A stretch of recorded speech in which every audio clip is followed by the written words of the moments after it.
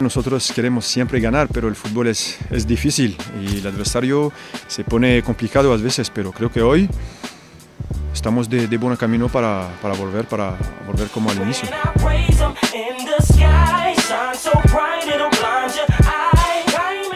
Hello à tous, ravi de vous retrouver dans la quotidienne. Et oui, Karim Benzema, il y croit au réveil du Real Madrid, vainqueur 4-1 face à Alaves ce week-end, sans Zizou à l'isolement, le KB9 double buteur, et il a fait un heureux, son fils Ibrahim.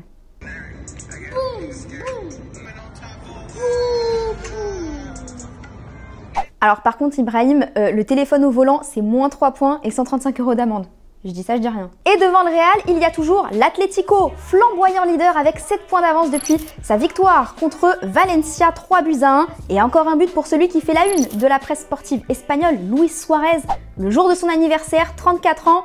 Et toutes ses dents, ouais je sais, c'est drôle. Suarez, c'est 12 buts en 15 matchs de Liga et 3 réalisations sur les 2 derniers matchs. Avec ça, ça va être difficile pour Moussa Dembélé de s'imposer.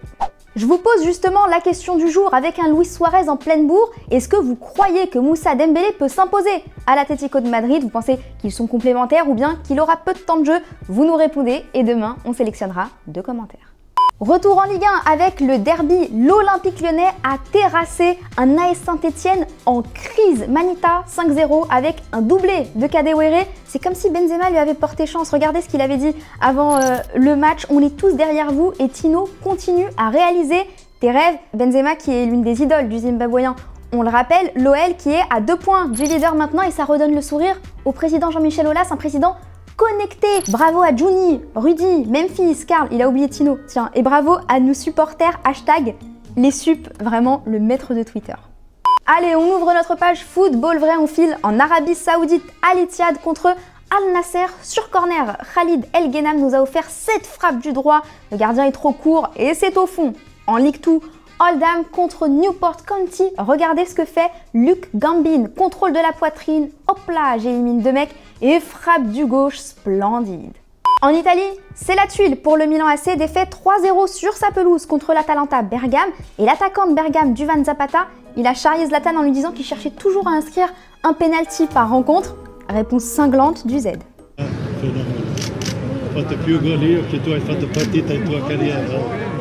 Eh ben les gars, j'ai pas pu m'empêcher, je suis allée vérifier et il a raison, Zlatan. Duvan Zapata, c'est 334 matchs en carrière et pendant ce temps-là, le Z, il a inscrit combien de buts?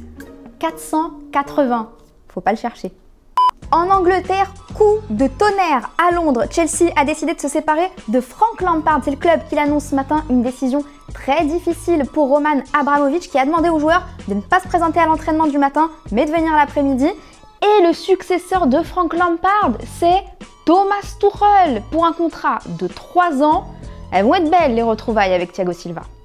Et pendant ce temps-là, chez le rival londonien Tottenham, eh ben ça s'est bien préparé pour son match de FA Cup face à Wycombe ce soir.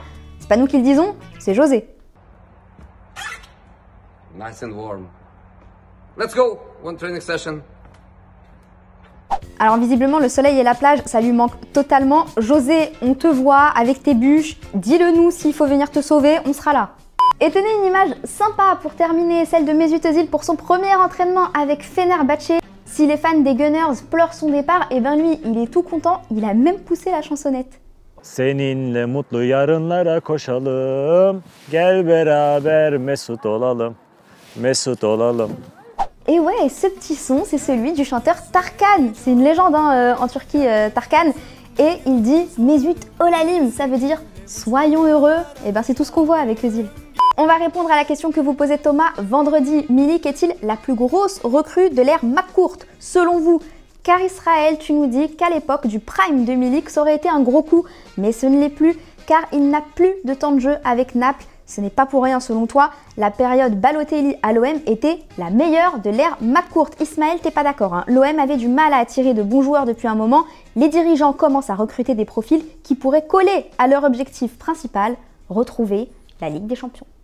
Et voilà les amis, c'est déjà la fin de la quotidienne. Je vais faire comme Frank Lampard. Je vais partir mais on se retrouve demain. Et d'ici là, on se quitte en images et en musique. Ciao.